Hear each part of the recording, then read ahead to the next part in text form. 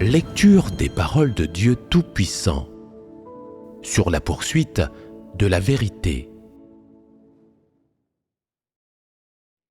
En quoi consiste la poursuite de la vérité?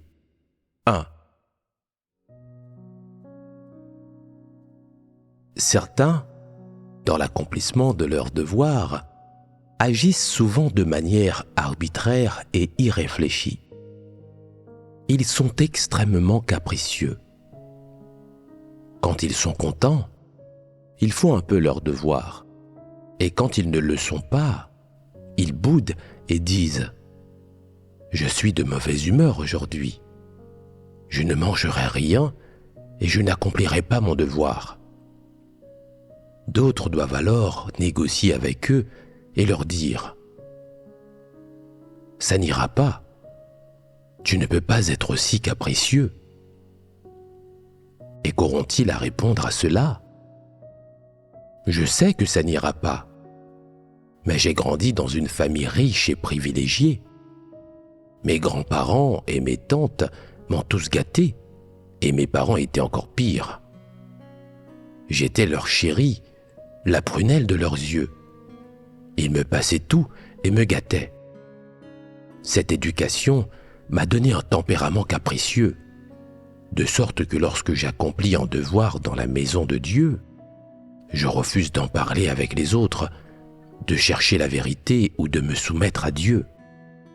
Est-ce ma faute? Leur compréhension est-elle correcte? Leur attitude consiste-t-elle à poursuivre la vérité? Chaque fois que quelqu'un évoque un léger défaut chez eux, comme leur façon de se servir les meilleurs morceaux au repas, le fait qu'ils ne se soucient que d'eux-mêmes et ne pensent pas aux autres, ils diront « Je suis comme ça depuis que je suis enfant. J'y suis habitué. Je n'ai jamais pensé aux autres. J'ai toujours vécu une vie privilégiée, avec des parents qui m'adoraient et des grands-parents qui étaient fous de moi. Je suis la prunelle des yeux de toute ma famille. » C'est là un tas de bêtises et d'idées fausses. N'est-ce pas un peu indécent et impudent? Que tes parents t'adorent, cela signifie-t-il que tout le monde doit en faire autant? Que tes proches t'adorent et raffolent de toi, cela te donne-t-il une raison d'agir de manière irréfléchie et arbitraire dans la maison de Dieu? Est-ce une raison valable? Est-ce la bonne attitude à avoir vis-à-vis de ton tempérament corrompu? Est-ce une attitude de poursuite de la vérité? Quand quelque chose arrive à ces gens, quand ils ont un problème lié à leur tempérament corrompu ou à leur vie, ils cherchent des justifications objectives pour en répondre, pour l'expliquer, pour le justifier. Ils ne cherchent jamais la vérité, ni ne prient Dieu, et ils ne se présentent pas devant Dieu pour réfléchir sur eux-mêmes. Sans introspection, peut-on connaître ses problèmes et sa corruption? Non. Et peut-on se repentir sans connaître sa corruption? Non. Si quelqu'un ne peut pas se repentir, dans quel état vivra-t-il invariablement? Est-ce que ce ne sera pas dans un état de pardon de soi? Dans le sentiment que même s'il a fait montre de corruption, il n'a pas fait le mal ni enfreint les décrets administratifs, que même si agir ainsi n'était pas conforme aux vérités principes, ce n'était pas intentionnel, et c'est pardonnable. Eh bien, est-ce le genre d'état d'esprit dans lequel doit être quelqu'un qui poursuit la vérité? Si quelqu'un ne se repent jamais vraiment et a sans cesse ce genre d'état d'esprit, sera-t-il capable de se reprendre en main? Non, il ne le pourra jamais. Et si une personne ne se reprend pas en main, elle sera incapable de vraiment abandonner sa malfaisance. Que signifie être incapable de vraiment abandonner sa malfaisance? Cela signifie qu'on ne peut pas vraiment pratiquer la vérité et entrer dans la vérité réalité. C'est le résultat évident.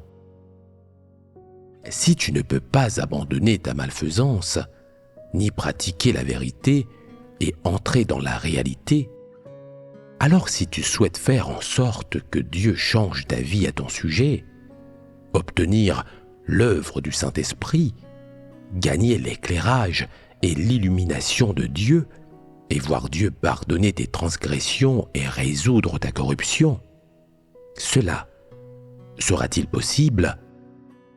Non. Si ce n'est pas possible, alors ta croyance en Dieu peut-elle entraîner ton salut? Si une personne vit dans un état dans lequel elle se pardonne et s'admire, elle est loin de poursuivre la vérité. Les choses dont elle s'occupe, qu'elle examine, qu'elle écoute et qu'elle fait en courant dans tous les sens, peuvent être vaguement liées à la croyance en Dieu, mais elles n'auront rien à voir avec la poursuite de la vérité, ni avec sa pratique. Ce résultat est évident. Et puisqu'elles ne sont pas liées à la poursuite ni à la pratique de la vérité, cette personne n'aura pas réfléchi sur elle-même, ni n'aura de connaissance d'elle-même. Elle ne saura pas à quel point elle a été corrompue et elle ne saura pas comment pratiquer la repentance. Il est donc encore moins probable qu'elle parvienne à une vraie repentance ou qu'elle fasse changer d'avis Dieu à son sujet. Si tu vis dans un tel état et que tu veux que Dieu te reconsidère, te pardonne ou t'approuve, ce sera vraiment difficile. Que veut dire approuver ici? Cela signifie que Dieu reconnaît ce que tu fais, l'approuve et s'en souvient. Si tu ne peux obtenir aucune de ces choses, cela prouve que tu ne poursuis pas la vérité dans ce que tu fais, dans tes efforts, dans tes effusions et ton comportement. Ce que tu penses importe peu, même si tu es capable d'adopter de bons comportements. Ces comportements montrent seulement qu'il y a un peu de conscience et de raison dans ton humanité. Mais ces bons comportements ne sont pas une manifestation de la poursuite de la vérité, car ton point de départ, tes intentions et tes motivations ne sont pas ceux de la poursuite de la vérité. Sur quelle base peut-on le dire? Sur la base qu'aucune de tes pensées, aucun de tes actes et aucune de tes actions ne concerne la poursuite de la vérité et qu'ils n'ont rien à voir avec la vérité. Si rien de ce que l'on fait n'est pour gagner l'approbation et la reconnaissance de Dieu, alors rien de ce que l'on fait ne permettra d'obtenir l'approbation ou la reconnaissance de Dieu. Et il est évident que ces comportements et pratiques peuvent seulement être qualifiés de bons comportements humains. Ce ne sont pas des signes que l'on pratique la vérité, et ce ne sont certainement pas des signes qu'on la poursuit. Les gens qui sont particulièrement capricieux et qui se comportent souvent de manière irréfléchie et arbitraire n'acceptent pas le jugement et le châtiment des paroles de Dieu, ni n'acceptent d'être émondés. Ils se trouvent aussi souvent des excuses pour leur incapacité à poursuivre la vérité et à accepter d'être émondés. De quel tempérament s'agit-il? À l'évidence, c'est un tempérament d'aversion pour la vérité, le tempérament de Satan. L'homme possède la nature de Satan, et son tempérament. Donc, sans aucun doute, les gens sont de Satan. Ce sont des démons, la progéniture de Satan et la descendance du grand dragon rouge. Certains se montrent capables d'admettre qu'ils sont des démons, des Satans et la progéniture du grand dragon rouge. Et ils parlent très joliment de leur connaissance d'eux-mêmes. Mais s'ils révèlent un tempérament corrompu et que quelqu'un les expose et les émonde, ils tenteront de toute leur force de se justifier et ils n'accepteront pas du tout la vérité. Quel est le problème ici? En cela, ces gens sont complètement exposés. Ils devisent très joliment quand ils parlent de se connaître. Alors pourquoi, lorsqu'il s'agit pour eux d'être émondés, ne peuvent-ils pas accepter la vérité? Il y a ici un problème. Ce genre de choses n'est-il pas assez courant? Est-ce facile à discerner? En fait, oui. Il y a pas mal de gens qui admettent qu'ils sont des démons et des satans quand ils parlent de leur connaissance d'eux-mêmes. Mais par la suite, ils ne se repentent pas et ne changent pas. Alors, la connaissance de soi dont ils parlent est-elle vraie ou fausse? Ont-ils une connaissance sincère d'eux-mêmes ou est-ce seulement une ruse destinée à tromper les autres? La réponse est évidente. Par conséquent, pour voir si une personne a une connaissance sincère d'elle-même, vous ne devez pas simplement écouter ce qu'elle en dit. Vous devez examiner l'attitude qu'elle a vis-à-vis du fait d'être émondée et déterminer si elle peut accepter la vérité. C'est la chose la plus fondamentale. Celui qui n'accepte pas d'être émondé possède une essence de non-acceptation de la vérité, de refus de son acceptation, et son tempérament consiste à avoir de l'aversion pour la vérité. Cela ne fait aucun doute. Certaines personnes ne permettent pas aux autres de les émonder, quel que soit le degré de corruption qu'elles ont révélé. Personne ne peut les émonder. Elles sont autorisées à parler de leur connaissance d'elles-mêmes de la manière qui leur plaît. Mais si quelqu'un d'autre les expose, les critique ou les émonde, aussi objectivement ou conformément au fait que cela puisse être, elles ne l'accepteront pas. Quel que soit le genre de manifestation d'un tempérament corrompu qu'une autre personne expose chez elle, elles seront extrêmement antagonistes et ne cesseront pas de se trouver des justifications spécieuses, sans même le plus léger semblant de véritable soumission. Si de telles personnes ne recherchent pas la vérité, il y aura des troubles. Dans l'Église, elles sont intouchables et irréprochables. Quand les gens disent quelque chose de bien à leur sujet, cela les rend heureuses. Quand les gens font remarquer quelque chose de mal à leur sujet, elles se mettent en colère. Si quelqu'un les expose en leur disant « Tu es quelqu'un de bien, mais tu es très capricieux. Tu agis toujours de manière arbitraire et irréfléchie. Il faut que tu acceptes d'être émondé. Ne vaudrait-il pas mieux que tu te débarrasses de ces insuffisances et de ces tempéraments corrompus? » Elles diront en réponse « Je n'ai rien fait de mal. Je n'ai pas péché. Pourquoi m'émondes-tu? J'ai été adoré à la maison depuis que je suis enfant, à la fois par mes parents et mes grands-parents.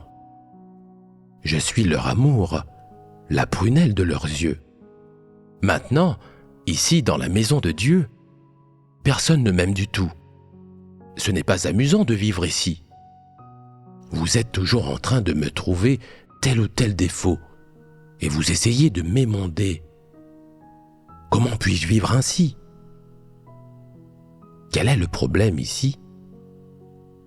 Les gens clairvoyants peuvent dire immédiatement que ces personnes ont été gâtées par leurs parents et leur famille, et que maintenant encore, elles ne savent pas comment se comporter ni vivre de manière indépendante. Ta famille t'a aimé comme une idole et tu ne connais pas ta place dans l'univers.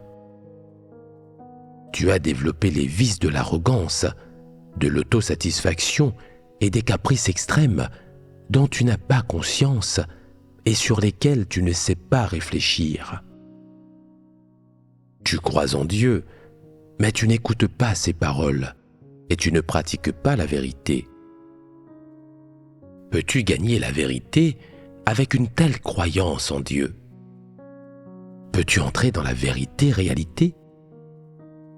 Peux-tu vivre la vraie ressemblance d'un être humain? Certainement pas.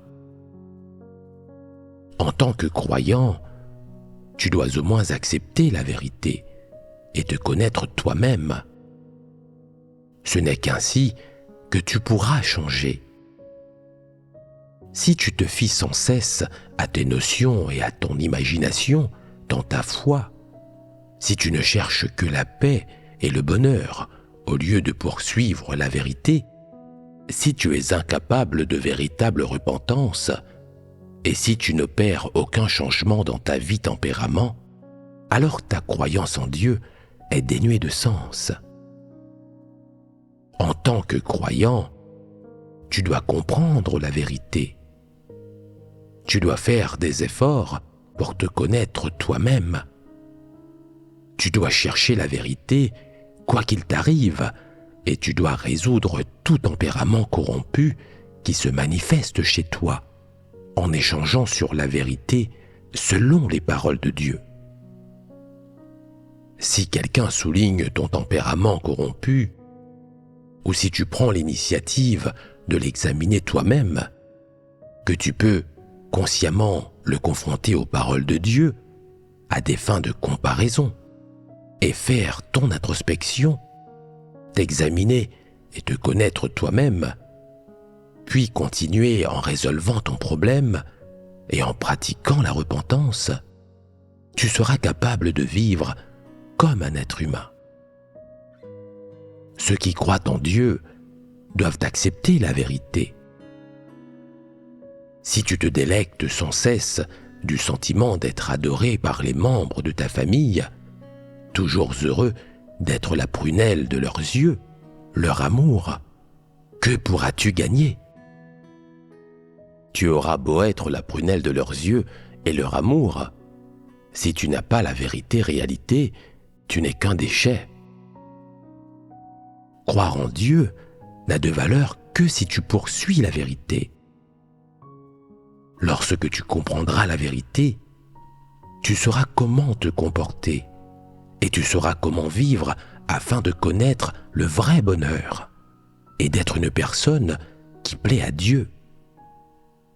Aucun environnement familial et aucun point fort, mérite ou don personnel ne peut remplacer la vérité réalité. Et rien de tel ne devrait te servir d'excuse pour ne pas poursuivre la vérité. Gagner la vérité est la seule chose qui peut apporter aux gens le vrai bonheur, leur permettre de vivre une vie qui a du sens et leur accorder une merveilleuse destination. Tels sont les faits. Certains, après être devenus dirigeants ou ouvriers dans l'Église, se croient talentueux et pensent avoir enfin la possibilité de briller.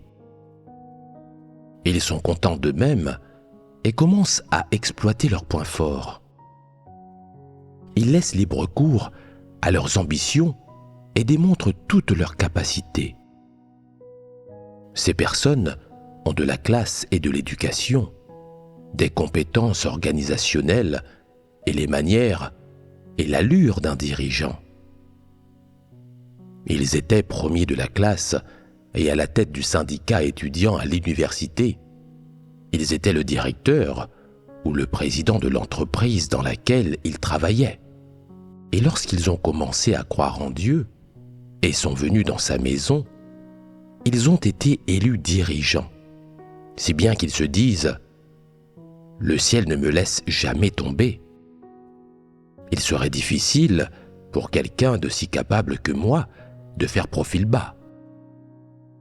Dès que j'ai quitté mon poste de PDG de l'entreprise, je suis venu dans la maison de Dieu et j'y ai assumé un rôle de dirigeant. Je ne pourrais pas être une personne ordinaire, même si j'essayais. C'est Dieu qui m'a exalté. C'est ce qu'il a arrangé pour moi. Alors je vais m'y soumettre. Devenus dirigeants, ils mettent à profit leur expérience, leurs connaissances, leurs compétences organisationnelles et leur style de direction.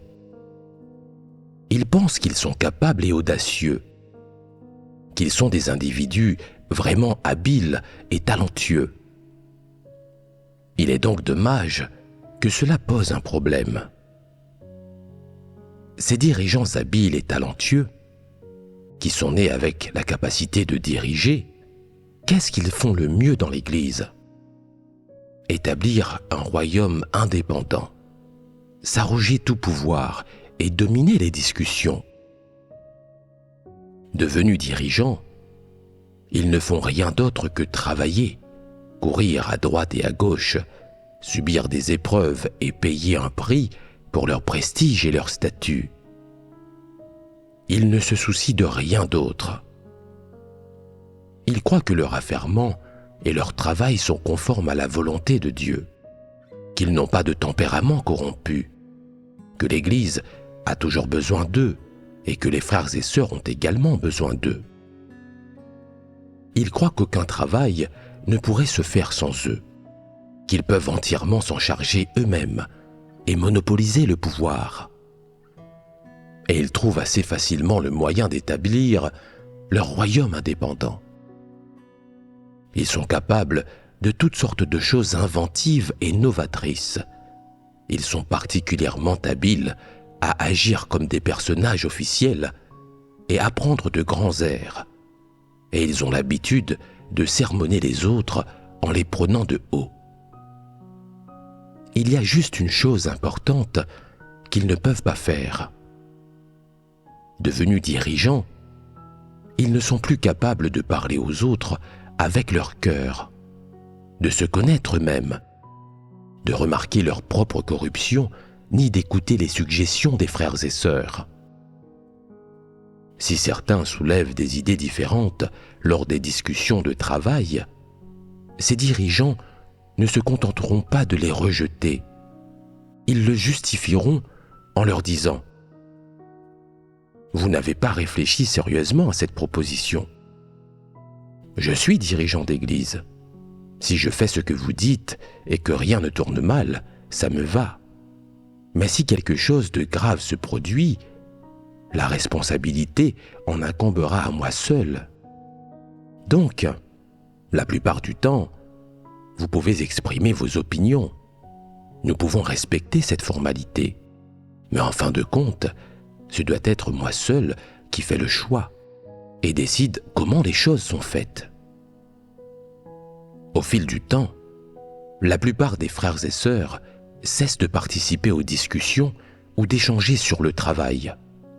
Et ces dirigeants ne prendront pas la peine de discuter avec eux de quelque problème que ce soit lié au travail. Ils continueront à prendre des décisions et à porter des jugements sans en dire un mot à personne, et ils resteront emplis de leurs justifications. Ils croient ceci. L'Église est l'Église du dirigeant. Le dirigeant trace la voie. C'est le dirigeant qui a le dernier mot sur la direction que prennent les frères et sœurs et sur le chemin qu'ils empruntent. Naturellement, Ces dirigeants prennent alors le contrôle de l'entrée dans la vie des frères et sœurs, du chemin qu'ils parcourent et de la direction de leur poursuite. Une fois qu'on les a fait capitaines, ils monopolisent le pouvoir et établissent un royaume indépendant. Il n'y a aucune transparence dans leurs actions et sans s'en rendre compte, ils répriment quelques personnes et excluent certains frères et sœurs qui poursuivent la vérité et ont la capacité de comprendre. Pendant tout ce temps, ils pensent néanmoins qu'en agissant ainsi, ils protègent le travail de l'Église et les intérêts des élus de Dieu. Ils font tout avec des raisonnements très précis, avec une pléthore de justifications et d'excuses. Et qu'en est-il finalement ?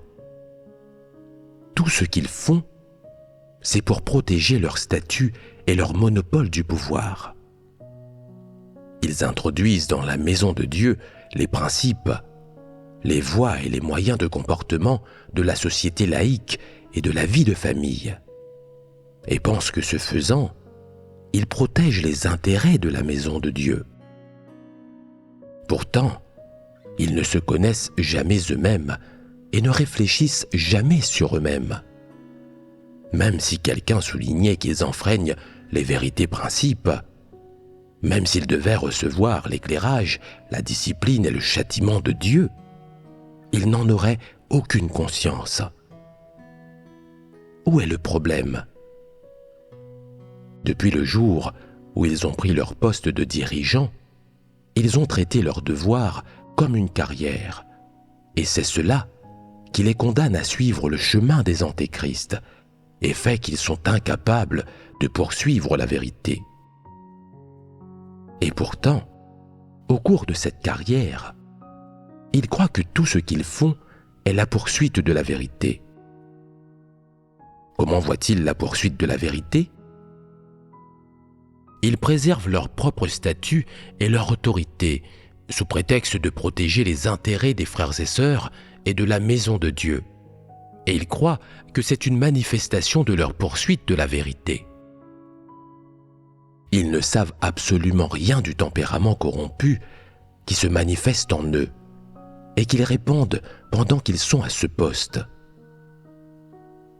Même s'ils ont parfois le vague sentiment qu'il s'agit d'un tempérament corrompu, que celui-ci est détesté par Dieu, que c'est un tempérament vicieux, intransigeant, ils changent rapidement d'avis en se disant « Ça ne va pas, je suis le dirigeant et je dois en avoir la dignité. Je ne peux pas laisser les frères et sœurs me voir déverser un tempérament corrompu. » Et donc, bien qu'ils se rendent compte qu'ils ont manifesté beaucoup de corruption et qu'afin de sauvegarder leur statut et leur autorité, ils ont fait beaucoup de choses qui contreviennent aux principes. Quand quelqu'un les expose, ils recourent au sophisme ou essaient de le bloquer pour que personne d'autre ne l'apprenne. Dès qu'ils ont acquis autorité et statut, ils se sont mis dans une position sacro-sainte et inviolable, se croyant éminents, corrects, irréprochables et incontestables. Et ayant occupé une telle position, ils résistent à toute voix dissidente et à toute suggestion ou tout conseil qui pourrait être bénéfique à l'entrée dans la vie des frères et sœurs et au travail de l'Église, et ils les rejettent de manière constante. Quelles excuses donnent-ils pour ne pas poursuivre la vérité ? Ils disent « J'ai un statut, je suis une personne respectée, cela signifie que j'ai de la dignité et que je suis sacro-saint et inviolable. » Peuvent-ils poursuivre la vérité, ayant trouvé de telles raisons et de telles excuses ? Ils ne le peuvent pas. Ils parlent et agissent toujours depuis leur position élevée, tout en profitant des avantages de leur statut. Ce faisant, ils se tiennent au-dessus d'un feu et obligent à ce qu'on les expose. Ces gens ne sont-ils pas pitoyables? Ils sont pitoyables et détestables, et odieux aussi. Ils sont écœurants. En tant que dirigeants, ils s'habillent à l'image d'un saint. Un saint, une personne grande, glorieuse et juste. Quels sont ses titres? Ce sont des chaînes, et celui qui les met ne peut plus poursuivre la vérité. Si quelqu'un porte ces chaînes, cela signifie qu'il n'a plus aucun lien avec la poursuite de la vérité. Quelle est la principale raison pour laquelle ces gens ne poursuivent pas la vérité? En fait, la raison en est qu'ils ont été contraints par le statut. Ils se disent toujours « Je suis le dirigeant. Je suis responsable ici. Je suis une personne qui a une réputation et un statut. Je suis une personne digne. Je ne peux pas avoir un tempérament arrogant ou malfaisant. Je ne peux pas m'ouvrir et échanger sur mon tempérament corrompu. Je dois préserver ma dignité et mon prestige. Je dois faire en sorte que les gens m'admirent et me vénèrent. » Ils sont toujours contraints par ces choses. Ils sont donc incapables de s'ouvrir ou de réfléchir et de se connaître eux-mêmes. Ils sont détruits par ces choses. Leur point de vue et leur état d'esprit sont-ils en accord avec la vérité? Il est bien évident que non. Les comportements qu'ils affichent habituellement dans leurs devoirs, leur arrogance et leur autosatisfaction, leur façon d'agir selon leurs propres règles, leurs faux-semblants, leurs ruses, etc. Sont-ils la poursuite de la vérité? Très clairement, aucun de ces comportements n'est la poursuite de la vérité. Et quelle est la justification ou la raison qu'ils donnent pour ne pas poursuivre la vérité? Ils croient que les dirigeants sont des personnes avec un statut et une dignité, et que même s'ils ont un tempérament corrompu, cela ne peut pas être exposé. N'est-ce pas un point de vue absurde? Si une personne admet avoir un tempérament corrompu, mais ne permet pas qu'on l'expose, est-elle quelqu'un qui accepte la vérité? Si en tant que dirigeant, tu ne peux pas accepter la vérité, comment feras-tu l'expérience de l'œuvre de Dieu? Comment seras-tu purifié de ta corruption? Et si tu ne peux pas être purifié de ta corruption, et que tu continues à vivre selon ton tempérament corrompu, alors tu es un dirigeant qui ne peut pas faire le travail concret. Tu es un faux dirigeant. En tant que dirigeant, tu as effectivement un statut, mais cela signifie simplement avoir un travail différent, un devoir différent. Cela ne signifie pas que tu es devenu une personne respectée. Tu ne deviens pas plus digne que les autres, ni une personne de rang distingué, parce que tu as acquis ce statut et accompli un devoir différent. S'il y a vraiment des gens qui pensent ainsi, ne sont-ils pas effrontés? Comment le dire de façon plus familière? Ils sont effrontément insolents, n'est-ce pas? Quand ils ne sont pas dirigeants, ils traitent les gens avec sincérité. Ils sont capables de s'ouvrir quant à leur effusion de corruption et de disséquer leur tempérament corrompu. Une fois qu'ils assument un poste de dirigeant, ils deviennent une toute autre personne. Pourquoi dis-je qu'ils deviennent une autre personne? Parce qu'ils mettent un masque et que la vraie personne reste derrière. Le masque ne trahit absolument aucune expression, ni pleurs ni rire, ni plaisir ni colère, ni chagrin ni joie, ni émotion ni désir, et certainement aucun tempérament corrompu. À tout moment, son expression et sa condition restent les mêmes, tandis que tous les véritables états, pensées et idées personnelles du dirigeant restent cachés derrière le masque, là où personne ne peut les voir.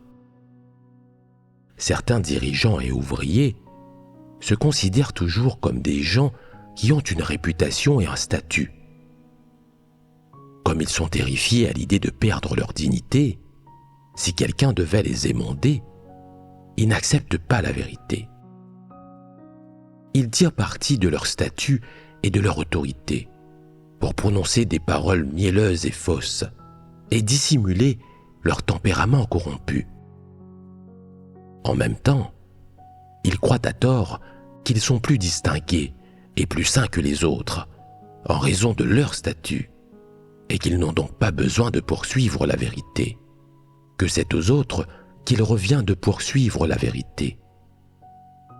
Cette façon de penser est erronée et elle est quelque peu indécente et insensée. C'est ainsi que se comporte ce genre de personnes.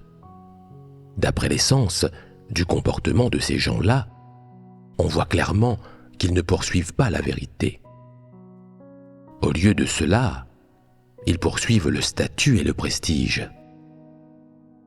Pendant qu'ils travaillent, ils protègent leur statut et leur autorité et s'illusionnent en pensant qu'ils poursuivent la vérité. Ils sont exactement comme Paul, faisant des résumés fréquents du travail qu'ils ont abattu et des devoirs qu'ils ont accomplis, des tâches qu'ils ont réalisées en faisant du travail d'église et des succès qu'ils ont atteints en faisant le travail de la maison de Dieu. Ils tiennent fréquemment des comptes de ces choses, comme Paul quand il disait « J'ai combattu le bon combat, j'ai achevé la course, j'ai gardé la foi. Désormais, la couronne de justice m'est réservée. » Par cela, il voulait dire qu'après qu'il avait terminé son parcours et combattu le bon combat, il était temps de calculer quelle chance de salut il avait, quelle avait été sa contribution, quelle serait sa récompense, et de demander à Dieu de récompenser ses apports. Il voulait dire qu'il ne penserait pas que Dieu était un Dieu juste s'il ne le récompensait pas avec une couronne, qu'il refuserait de se soumettre et se plaindrait même de l'injustice de Dieu. Une telle personne, avec ce genre d'état d'esprit et de tempérament, poursuit-elle la vérité? Est-elle vraiment soumise à Dieu? Peut-elle se mettre à la merci des orchestrations de Dieu? N'est-ce pas clair au premier coup d'œil? Elle pense que son parcours et son combat sont la poursuite de la vérité. Elle ne cherche pas du tout la vérité et ne possède pas les manifestations d'une véritable poursuite.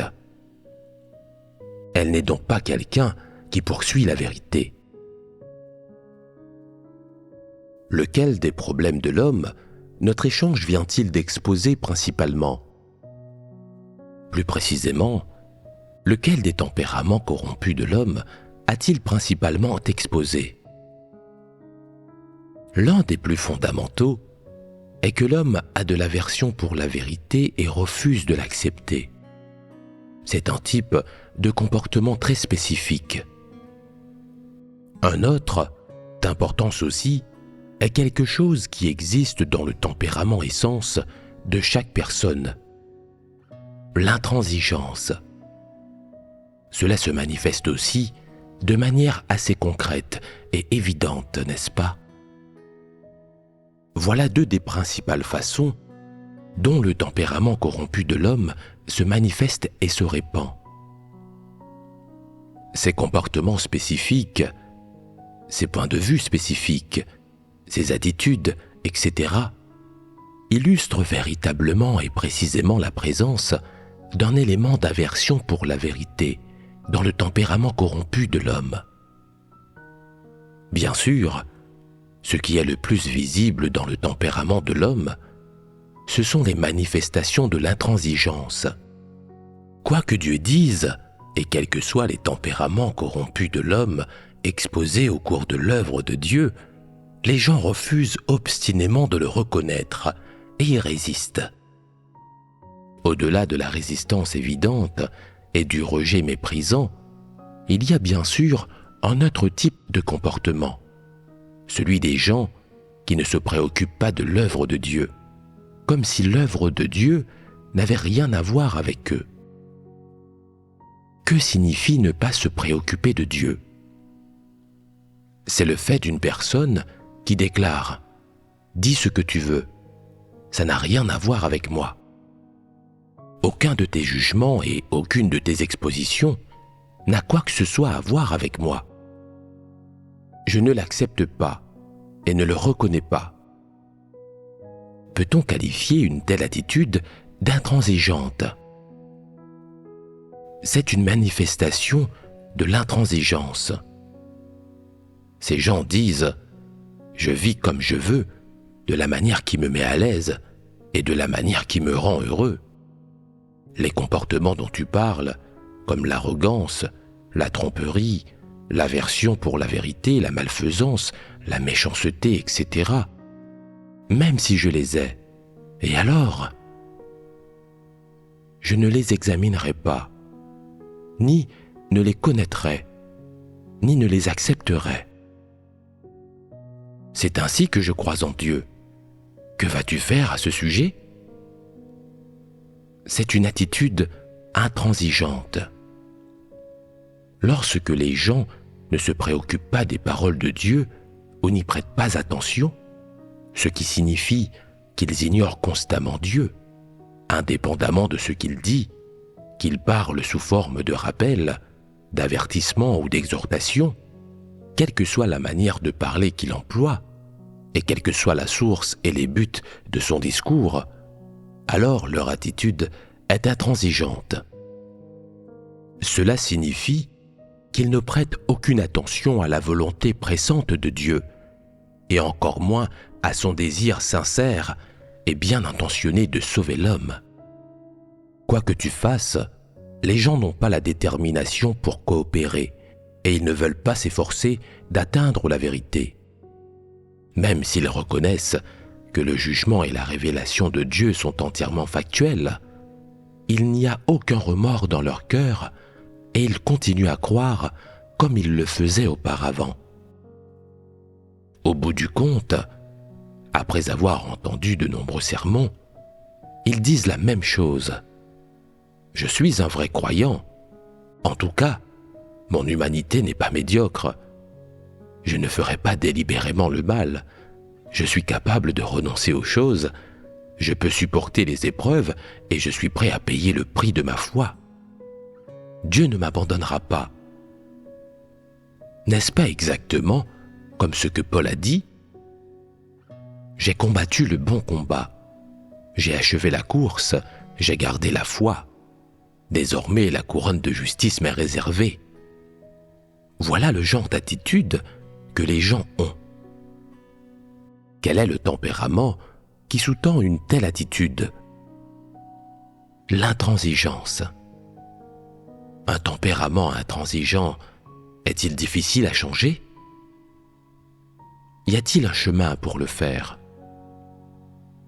La méthode la plus simple et la plus directe consiste à transformer ton attitude envers les paroles de Dieu et envers Dieu lui-même.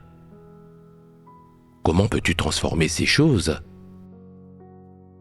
En disséquant et en apprenant à connaître les états et les mentalités qui découlent de ton attitude intransigeante, et en cherchant à voir à quelles actions et paroles, quels points de vue et intentions auxquels tu te raccroches, et même précisément quelles pensées et idées que tu répands sont sous l'emprise de ton tempérament intransigeant. Examine et résous ces comportements, effusions et états, un par un, puis inverse-les. Dès que tu as examiné et détecté quelque chose, dépêche-toi de l'inverser. Par exemple, nous parlions justement d'agir en fonction de ses préférences et de ses humeurs, ce qui relève du caprice. Un tempérament capricieux comporte par nature de l'aversion pour la vérité. Si tu te rends compte que tu es ce genre de personne, avec ce genre de tempérament corrompu, et que tu ne réfléchis pas sur toi-même et ne cherches pas la vérité pour le résoudre, pensant obstinément que tout va bien pour toi, c'est de l'intransigeance. Après ce sermon, tu te diras peut-être soudainement « J'ai dit des choses comme ceci, et j'ai des opinions comme cela. Mon tempérament est un tempérament qui a de l'aversion pour la vérité. Puisque c'est le cas, je vais me mettre à résoudre ce tempérament. Comment donc vas-tu t'y prendre pour le résoudre ? Commence par abandonner ton sentiment de supériorité, ton caractère capricieux et ton arbitraire. Que tu sois de bonne ou de mauvaise humeur, regarde quelles sont les exigences de Dieu.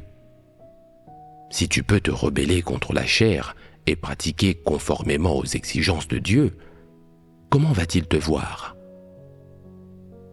Si tu peux vraiment commencer à résoudre ces comportements corrompus, c'est un signe que tu coopères de manière positive et proactive avec l'œuvre de Dieu. De façon consciente, tu te rebelleras contre la chair et tu résoudras ce tempérament d'aversion pour la vérité. Et en même temps, tu résoudras ton tempérament intransigeant. Lorsque tu auras résolu ces deux tempéraments corrompus, tu seras en mesure de te soumettre à Dieu et de le satisfaire. Et cela lui plaira. Si vous avez compris le contenu de cet échange et que vous pratiquez la rébellion contre la chair de cette manière, j'en serai très content. Alors, je n'aurai pas prononcé ces paroles en vain. L'intransigeance est un problème de tempérament corrompu. C'est quelque chose qui fait partie de la nature de quelqu'un et qui n'est pas facile à résoudre. Quand quelqu'un a un tempérament intransigeant, cela se manifeste principalement par une propension à offrir des justifications et des arguments spécieux, à s'en tenir à ses propres idées et à ne pas accepter facilement de nouvelles choses. Il y a des moments où les gens savent que leurs idées sont fausses. Pourtant, ils s'y tiennent par vanité et par orgueil, en s'obstinant jusqu'au bout. Un tempérament aussi intransigeant est difficile à transformer, même si l'on en est conscient. Pour résoudre le problème de l'intransigeance, il faut connaître l'arrogance, la malhonnêteté et la méchanceté de l'homme, l'aversion pour la vérité et d'autres tempéraments similaires. Si quelqu'un connaît sa propre arrogance, sa propre malhonnêteté, sa propre méchanceté, son aversion pour la vérité, qu'il sait qu'il ne veut pas se rebeller contre la chair, bien qu'il veuille pratiquer la vérité, qu'il présente toujours des excuses et explique ses difficultés, bien qu'il veuille se soumettre à Dieu, il lui sera facile de reconnaître qu'il a un problème d'intransigeance. Pour résoudre ce problème, il faut d'abord posséder une raison humaine normale et commencer par apprendre à écouter les paroles de Dieu. Si tu souhaites être la brebis de Dieu, il faut que tu apprennes à écouter ses paroles. Et comment dois-tu les écouter ? En écoutant tous les problèmes que Dieu expose dans ses paroles et qui te concernent. Si tu en trouves un, tu dois l'accepter. Tu ne dois pas croire que c'est un problème que les autres ont, que c'est le problème de tout le monde ou le problème de l'humanité, et que cela n'a rien à voir avec toi. Ce serait mal pour toi d'avoir une telle croyance. Tu dois réfléchir grâce à la révélation des paroles de Dieu, pour savoir si tu as les états corrompus ou les vues déformées que Dieu expose. Par exemple, lorsque tu entends les paroles de Dieu révélant les manifestations d'un tempérament arrogant qui émane de quelqu'un, tu dois te dire « Est-ce que je présente des manifestations d'arrogance ? Je suis un être humain corrompu. Je dois donc présenter certaines de ces manifestations. Je dois réfléchir pour savoir en quoi je fais cela. Les gens disent que je suis arrogant, que je prends sans cesse de grands airs, que je contrains les gens quand je parle. Est-ce vraiment mon tempérament ? En réfléchissant, tu t'apercevras enfin que la révélation des paroles de Dieu est tout à fait exacte, que tu es une personne arrogante.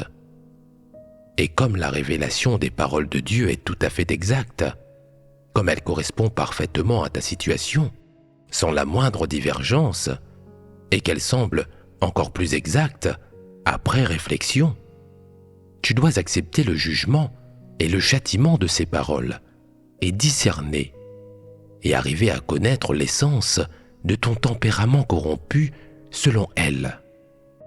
Alors tu pourras éprouver de vrais remords. Dans ta croyance en Dieu, ce n'est qu'en mangeant et en buvant ces paroles de cette manière que tu pourras en venir à te connaître toi-même. Afin de résoudre tes tempéraments corrompus, tu dois accepter le jugement et l'exposition des paroles de Dieu. Si tu ne peux pas le faire, tu n'auras aucun moyen de te débarrasser de tes tempéraments corrompus. Si tu es une personne intelligente, qui voit que la révélation des paroles de Dieu est généralement exacte, ou si tu peux admettre que la moitié de celle-ci est correcte, alors tu dois l'accepter immédiatement et te soumettre devant Dieu. Tu dois aussi le prier et réfléchir sur toi-même. Ce n'est qu'alors que tu comprendras que toutes les paroles de révélation de Dieu sont exactes, qu'elles sont toutes des faits et rien de moins. C'est seulement en se soumettant devant Dieu, avec un cœur qui craint Dieu, que les gens peuvent vraiment réfléchir sur eux-mêmes. Ce n'est qu'alors qu'ils pourront voir la grande variété de tempéraments corrompus qui existent en eux et constater qu'ils sont effectivement arrogants et suffisants, dépourvus de toute raison. Quelqu'un qui aime la vérité pourra se prosterner devant Dieu, admettre devant lui qu'il a été profondément corrompu et avoir la volonté d'accepter son jugement et son châtiment. De cette façon, il peut développer un cœur de remords, commencer à se renier et à se haïr, et regretter de ne pas avoir poursuivi la vérité auparavant, en se disant « Pourquoi ai-je été incapable d'accepter le jugement et le châtiment des paroles de Dieu quand j'ai commencé à les lire ?» Cette attitude que j'ai eue vis-à-vis de ces paroles était une attitude d'arrogance, n'est-ce pas ?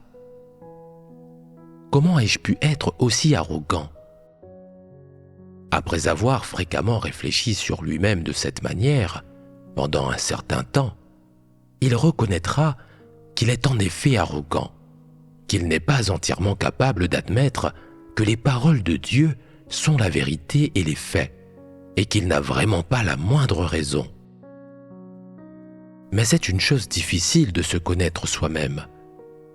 Chaque fois qu'une personne réfléchit, elle ne peut qu'acquérir une connaissance un peu plus grande et un peu plus profonde d'elle-même. Acquérir une connaissance claire d'un tempérament corrompu n'est pas quelque chose qui peut être accompli en peu de temps. On doit lire davantage les paroles de Dieu, prier davantage et réfléchir davantage sur soi-même.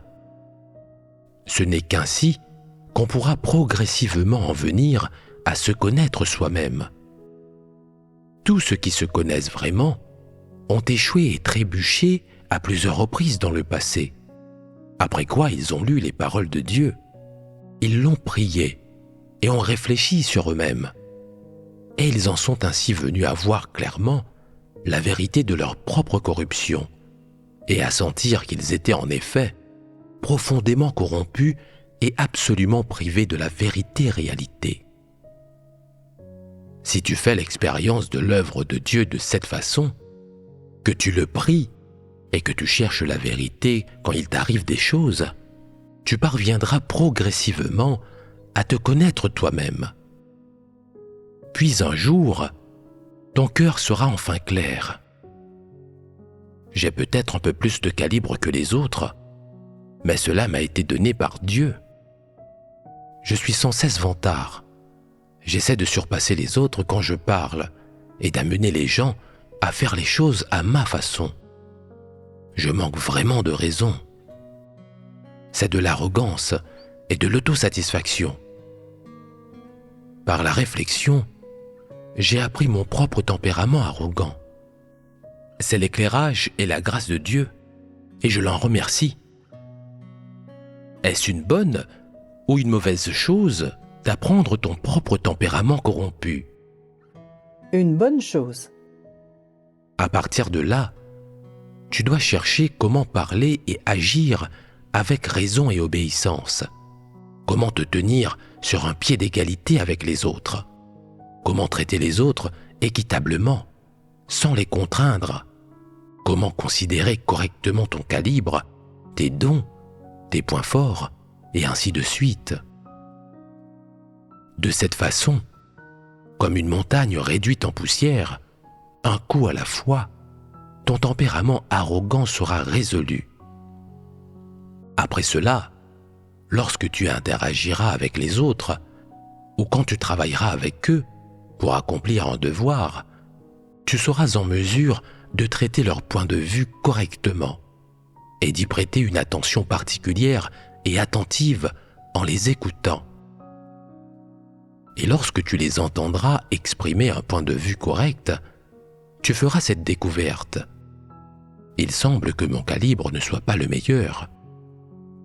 Le fait est que chacun a ses propres points forts. Ces gens ne me sont pas du tout inférieurs. Avant, j'étais persuadé que j'avais un meilleur calibre que les autres. C'était de l'admiration de moi-même et de l'ignorance bornée. J'avais une vision très limitée, comme une grenouille au fond d'un puits. Penser comme cela manquait vraiment de raison. C'était éhonté. J'étais rendu sourd et aveugle par mon tempérament arrogant. Les paroles des autres ne me parvenaient pas, et je pensais que j'étais meilleur qu'eux, que j'avais raison, alors qu'en fait, je ne vaux pas mieux qu'eux. Dès lors, tu auras une véritable pénétration et une véritable connaissance de tes insuffisances et de ta faible stature. Et après cela, lorsque tu échangeras avec les autres, tu écouteras attentivement leur point de vue et tu auras cette prise de conscience. Il y a tellement de gens qui sont meilleurs que moi. Mon calibre et ma capacité de compréhension sont médiocres, l'un et l'autre au mieux. T'étant rendu compte de cela, n'auras-tu pas acquis un peu de conscience de toi-même? En faisant cette expérience et en réfléchissant fréquemment sur toi-même, selon les paroles de Dieu, tu pourras acquérir une véritable connaissance de toi-même qui s'approfondira de plus en plus. Tu seras capable d'y voir clair et d'accéder à la vérité de ta corruption, de ta pauvreté et de ta misère, de ta déplorable laideur. Et à ce moment-là, tu ressentiras de l'aversion envers toi-même et tu haïras ton tempérament corrompu. Il te sera alors facile de te rebeller contre toi-même. C'est ainsi que tu fais l'expérience de l'œuvre de Dieu. Tu dois réfléchir à tes effusions de corruption conformément aux paroles de Dieu. En particulier, après avoir révélé un tempérament corrompu dans n'importe quel type de situation, tu dois fréquemment réfléchir sur toi-même et te connaître toi-même. Il te sera alors facile de voir clairement ton essence corrompue et tu pourras haïr ta corruption, ta chair et Satan du fond du cœur. Et du fond du cœur, tu pourras aimer la vérité et t'efforcer de l'atteindre. De cette façon, ton tempérament arrogant ne cessera de s'atténuer et tu le rejetteras progressivement. Tu gagneras de plus en plus de raison et il te sera plus facile de te soumettre à Dieu. Aux yeux des autres, tu paraîtras plus stable et plus ancré et tu sembleras parler plus objectivement. Tu seras capable d'écouter les autres et tu leur laisseras le temps de parler. Lorsque les autres auront raison, il te sera facile d'accepter leurs paroles et tes interactions avec les gens ne seront plus aussi éprouvantes. Tu pourras coopérer harmonieusement avec n'importe qui. Si c'est ainsi que tu accomplis ton devoir, n'auras-tu pas alors de la raison et de l'humanité? Voilà comment résoudre ce genre de tempérament corrompu. Maintenant, échangeons un peu sur la manière de résoudre les tempéraments corrompus à travers la question du tempérament intransigeant que je viens de mentionner. Pour résoudre un tempérament corrompu, il faut d'abord être capable d'accepter la vérité. Accepter la vérité, c'est accepter le jugement et le châtiment de Dieu. C'est accepter ces paroles qui exposent l'essence de la corruption de l'homme. Si tu arrives à connaître et à disséquer tes manifestations de corruption, tes états corrompus et tes intentions et comportements corrompus sur la base des paroles de Dieu, et que tu es capable de découvrir l'essence de tes problèmes, alors tu auras pris connaissance de ton tempérament corrompu et tu auras mis en branle le processus pour le résoudre. Par contre, si tu ne pratiques pas de cette manière, non seulement tu seras incapable de résoudre ton tempérament intransigeant, mais tu n'auras également aucun moyen d'éradiquer tes tempéraments corrompus. Chaque personne possède de multiples tempéraments corrompus. Par où commencer pour les résoudre? Premièrement, il faut résoudre son intransigeance, car un tempérament intransigeant empêche les gens de se rapprocher de Dieu, de chercher la vérité et de se soumettre à Dieu. L'intransigeance est la plus grande pierre d'achoppement à la prière et à l'échange de l'homme avec Dieu. C'est ce qui interfère le plus avec la relation normale entre l'homme et Dieu. Une fois que tu auras résolu ton tempérament intransigeant, les autres seront faciles à résoudre. Résoudre un tempérament corrompu commence par l'introspection et la connaissance de soi. Résous tous les tempéraments corrompus dont tu as conscience. Plus ces tempéraments sur lesquels tu acquiers des connaissances sont nombreux, plus tu peux en résoudre, plus la connaissance que tu en as est approfondie, plus tu peux les résoudre complètement. Voilà le processus de résolution des tempéraments corrompus. Cela se fait en priant Dieu, en réfléchissant sur soi-même et en se connaissant soi-même et en disséquant l'essence de son tempérament corrompu grâce aux paroles de Dieu, jusqu'à ce que l'on soit capable de se rebeller contre la chair et de pratiquer la vérité. Connaître l'essence de ton tempérament corrompu n'est pas une tâche simple. Se connaître soi-même, ce n'est pas dire en gros « je suis une personne corrompue, je suis un diable, je suis la progéniture de Satan, le descendant du grand dragon rouge, je suis résistant et hostile envers Dieu, je suis son ennemi ». Un tel discours ne signifie pas nécessairement que tu as une véritable connaissance de ta propre corruption. Peut-être as-tu appris ces paroles de quelqu'un d'autre et ne sais-tu pas grand-chose sur toi-même. La véritable connaissance de soi n'est pas basée sur l'apprentissage ou les jugements de l'homme. Elle est basée sur les paroles de Dieu. C'est voir les conséquences des tempéraments corrompus et la souffrance que tu as endurée en conséquence. C'est ressentir à quel point un tempérament corrompu nuit non seulement à toi-même, mais aussi aux autres. C'est te rendre compte du fait que les tempéraments corrompus proviennent de Satan que ce sont les poisons et les philosophies de Satan, et qu'ils sont entièrement hostiles à la vérité et à Dieu. Lorsque tu auras percé à jour ce problème, tu auras réussi à connaître ton tempérament corrompu. Après que certaines personnes reconnaissent qu'elles sont des démons et des satans, elles n'acceptent pourtant pas d'être émondées. Elles n'admettent pas qu'elles ont fait quoi que ce soit de mal, ni qu'elles ont enfreint la vérité. Que leur arrive-t-il?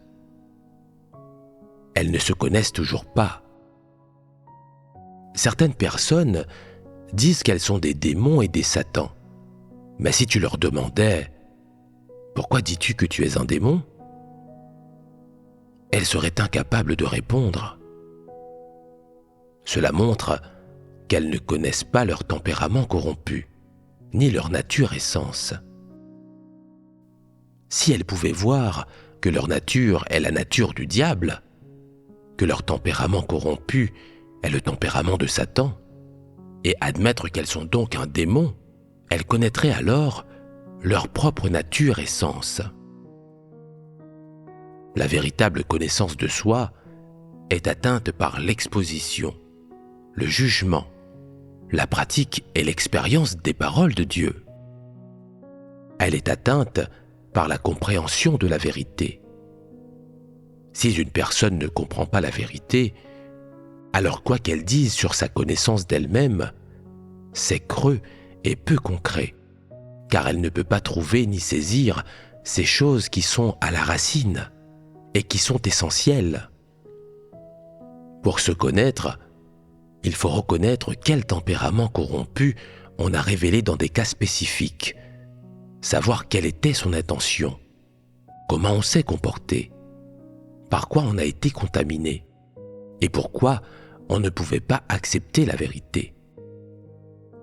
On doit être capable d'énoncer ces choses clairement.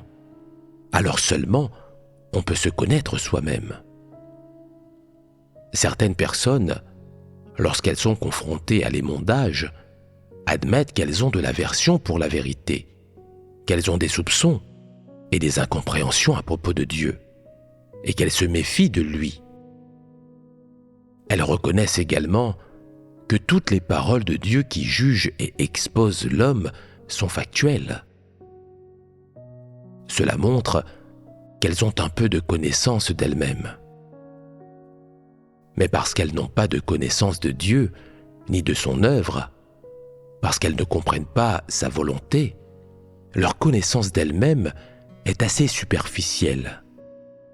Si quelqu'un reconnaît seulement sa propre corruption, mais n'a pas trouvé la racine du problème, ses soupçons, ses incompréhensions et sa méfiance concernant Dieu peuvent-ils être résolus? Non, ce n'est pas possible.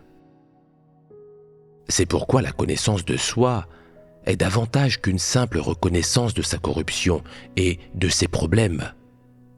Il faut également comprendre la vérité et résoudre le problème de son tempérament corrompu à sa racine. C'est le seul moyen de percer à jour la vérité de sa corruption et d'atteindre la vraie repentance. Lorsque ceux qui aiment la vérité parviennent à se connaître, ils sont également capables de chercher et de comprendre la vérité pour résoudre leurs problèmes. Seule cette sorte de connaissance de soi donne des résultats. Chaque fois qu'une personne qui aime la vérité lit une phrase des paroles de Dieu, qui révèle et juge l'homme, avant toute autre chose, elle croit que les paroles de Dieu qui révèlent l'homme sont réelles et factuelles, que les paroles de Dieu qui jugent l'homme sont la vérité et qu'elles représentent la justice de Dieu. Ceux qui aiment la vérité doivent au moins être capables de le reconnaître. Si quelqu'un ne croit même pas aux paroles de Dieu et ne croit pas que les paroles de Dieu exposant et jugeant l'homme soient des faits et la vérité, peut-il se connaître à travers ces paroles? Certainement pas. Même s'il le voulait, il ne le pourrait pas, si tu peux être ferme dans ta conviction que toutes les paroles de Dieu sont la vérité, et si tu peux les croire toutes, quoi que Dieu dise, et quelle que soit sa manière de parler, si tu es capable de croire et d'accepter les paroles de Dieu, même si tu ne les comprends pas, il te sera facile de réfléchir sur toi-même et de te connaître à travers elles. L'introspection doit être basée sur la vérité. Cela ne fait aucun doute. Seules les paroles de Dieu sont la vérité. Aucune des paroles de l'homme et aucune des paroles de Satan n'est la vérité. Satan corrompt l'humanité depuis des millénaires avec toutes sortes d'apprentissages, d'enseignements et de théories. Et les gens sont devenus si insensibles et lents d'esprit que non seulement ils n'ont pas la moindre connaissance d'eux-mêmes, mais ils soutiennent même des hérésies et des idées fausses et refusent la vérité. De tels êtres humains ne peuvent être rachetés. Ceux qui ont une vraie foi en Dieu croient que seules ces paroles sont la vérité. Ils sont capables de se connaître eux-mêmes sur la base des paroles de Dieu et de la vérité, et d'atteindre ainsi une véritable repentance. Certaines personnes ne poursuivent pas la vérité. Elles basent leur introspection uniquement sur l'apprentissage de l'homme et n'admettent rien de plus qu'un comportement pécheur. Et pendant tout ce temps, elles sont incapables de percer à jour leur propre essence corrompue. Une telle connaissance de soi est une entreprise futile et elle ne donne aucun résultat. Il faut baser son introspection sur les paroles de Dieu. Et après réflexion, arriver progressivement à connaître les tempéraments corrompus qu'on révèle. Il faut être capable de mesurer et de connaître ses lacunes, son humanité essence, ses opinions sur les choses, sa vision de la vie et ses valeurs en se basant sur la vérité, puis parvenir à une évaluation et à un verdict précis sur toutes ces choses. De cette façon, on peut progressivement atteindre la connaissance de soi-même. Mais la connaissance de soi s'approfondit au fur et à mesure que l'on acquiert davantage d'expérience de la vie. Et avant d'avoir gagné la vérité, il est impossible de voir entièrement sa nature essence. Si une personne se connaît vraiment, elle peut constater que les êtres humains corrompus sont effectivement la progéniture et l'incarnation de Satan. Elle aura alors le sentiment qu'elle ne mérite pas de vivre devant Dieu, qu'elle est indigne de son amour et de son salut, et elle pourra se prosterner complètement devant lui. Seuls ceux qui sont capables d'un tel degré de connaissance se connaissent vraiment eux-mêmes. La connaissance de soi est une condition préalable pour entrer dans la vérité-réalité. Si quelqu'un veut pratiquer la vérité et entrer dans la réalité, il doit se connaître. Les gens ont tous des tempéraments corrompus et, malgré eux, ils sont toujours entravés et contrôlés par ces tempéraments corrompus. Ils sont incapables de pratiquer la vérité et de se soumettre à Dieu. Donc, s'ils souhaitent faire ces choses, ils doivent d'abord se connaître et résoudre leur tempérament corrompu. Ce n'est qu'à travers le processus de résolution d'un tempérament corrompu que l'on peut comprendre la vérité et gagner la connaissance de Dieu. Alors seulement peut-on se soumettre à Dieu et témoigner pour lui. C'est ainsi qu'on gagne la vérité. Le processus d'entrer dans la vérité-réalité consiste à résoudre son tempérament corrompu. Alors, que faut-il faire pour résoudre son tempérament corrompu ? Tout d'abord, il faut connaître son essence corrompue. Plus précisément, cela signifie savoir comment son tempérament corrompu est apparu et quelles paroles diaboliques et quelles idées fausses de Satan qu'on a acceptées l'ont provoqué. Une fois que l'on parviendra à comprendre pleinement ces causes profondes sur la base des paroles de Dieu et qu'on en aura le discernement, on ne sera plus disposé à vivre selon son tempérament corrompu. On ne voudra plus que se soumettre à Dieu et vivre selon ses paroles. Chaque fois qu'on révélera un tempérament corrompu, on pourra reconnaître et rejeter ce tempérament et se rebeller contre sa propre chair. En pratiquant et en expérimentant de cette manière, on se débarrassera lentement de tous ces tempéraments corrompus.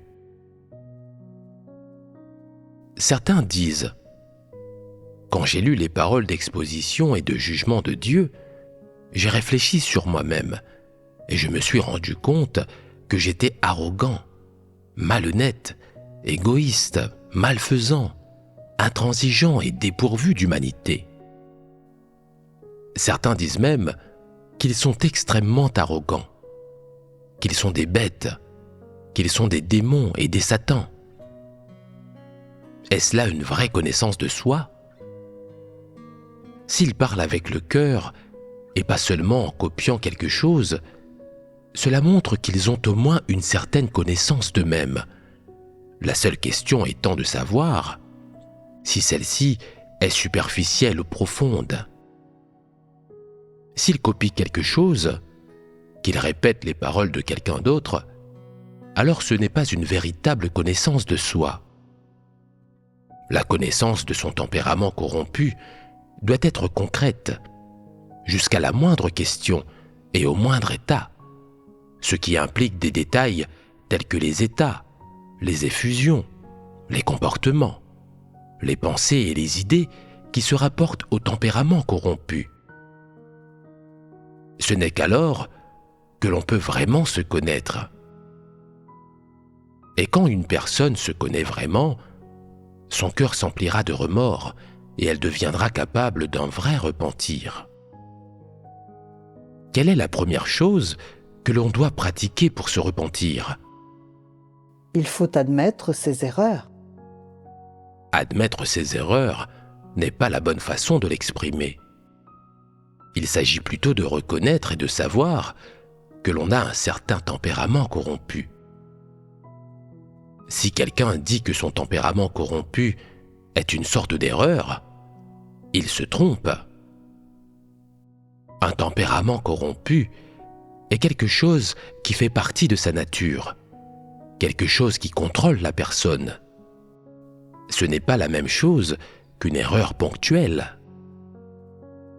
Certaines personnes, après avoir révélé de la corruption, prient Dieu.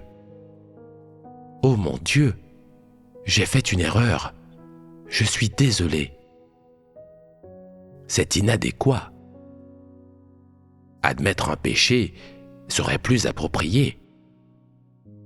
La manière spécifique dont les gens pratiquent la repentance consiste à se connaître et à résoudre leurs problèmes. Lorsqu'une personne révèle un tempérament corrompu ou commet une transgression et se rend compte qu'elle résiste à Dieu et invoque sa haine, elle doit alors réfléchir sur elle-même et se connaître dans les paroles pertinentes de Dieu. C'est ainsi qu'elle acquérera une certaine connaissance de son tempérament corrompu et reconnaîtra qu'il provient des poisons et de la corruption de Satan. Après cela, lorsqu'elle aura trouvé les principes pour pratiquer la vérité et aura été capable de mettre la vérité en pratique, ce sera la vraie repentance. Quelle que soit la corruption qu'une personne révèle, si elle est capable de connaître d'abord son tempérament corrompu, de rechercher la vérité pour le résoudre et d'arriver à pratiquer la vérité, c'est la vraie repentance. Certaines personnes se connaissent un peu, mais ne manifestent aucun signe de repentance, ni aucun témoignage de leur pratique de la vérité.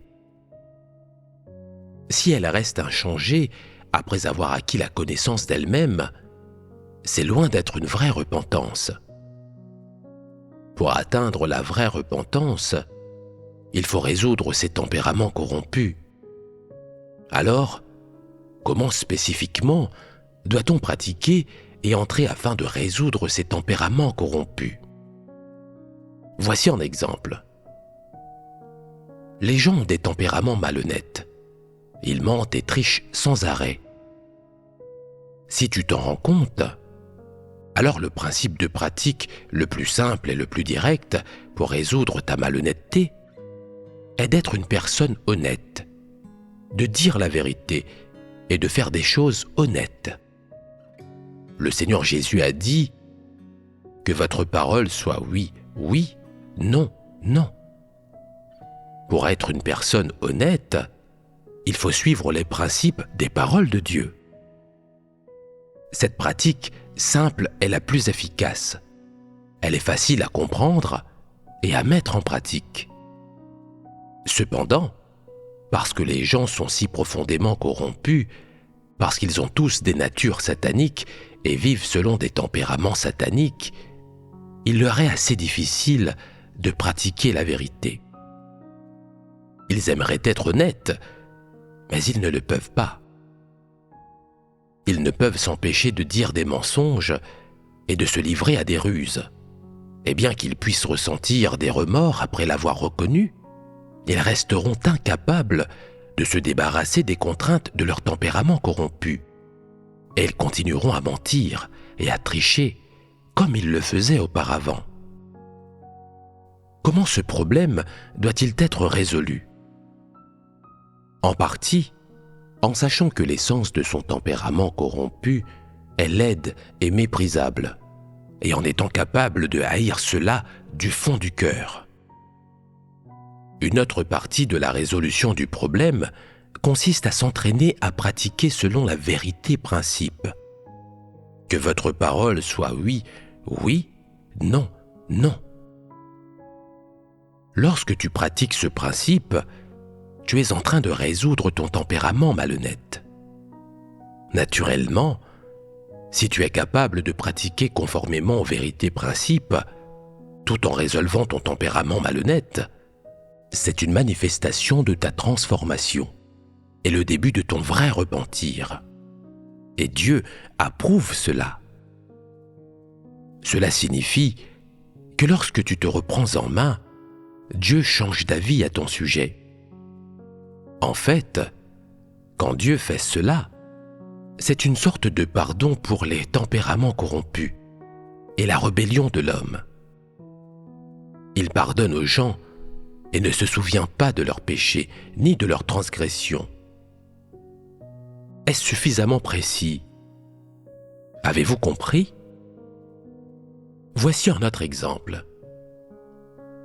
Supposons que tu aies un tempérament arrogant et que quoi qu'il t'arrive, tu sois très volontaire, que tu veuilles toujours prendre les décisions et faire en sorte que les autres t'obéissent et fassent ce que tu veux les voir faire. Un jour vient alors où tu te rends compte que c'est la conséquence d'un tempérament arrogant. Quand tu reconnais qu'il s'agit d'un tempérament arrogant, c'est le premier pas vers la connaissance de toi-même. À partir de là, tu dois rechercher quelques passages des paroles de Dieu qui exposent un tempérament arrogant auquel te comparer. Et tu dois réfléchir sur toi-même et te connaître toi-même. Si tu trouves que la comparaison est tout à fait juste et que tu admets que le tempérament arrogant que Dieu expose existe en toi, et qu'alors tu discernes et découvres d'où vient ton tempérament arrogant, pourquoi il surgit et quel poison, quelles hérésies et quels sophismes de Satan le gouvernent, alors, ayant examiné de toutes ces questions en profondeur, tu auras creusé jusqu'à la racine de ton arrogance. C'est là la vraie connaissance de soi. Lorsque tu auras une définition plus précise de la façon dont tu révèles ce tempérament corrompu, cela te permettra d'avoir une connaissance plus profonde et plus pratique de toi-même. Que dois-tu faire ensuite? Tu dois rechercher les vérités principes dans les paroles de Dieu et comprendre quels comportements et discours humains sont des manifestations de l'humanité normale. Après avoir trouvé le chemin de pratique, tu dois pratiquer selon les paroles de Dieu. Et lorsque ton cœur se sera retourné, tu te seras vraiment repenti. Non seulement il y aura des principes dans ton discours et tes actions, mais tu vivras également une ressemblance humaine et tu te débarrasseras progressivement de ton tempérament corrompu. Les autres te verront comme une nouvelle personne. Tu ne seras plus l'ancienne personne corrompue que tu étais autrefois, mais une personne née à nouveau dans les paroles de Dieu.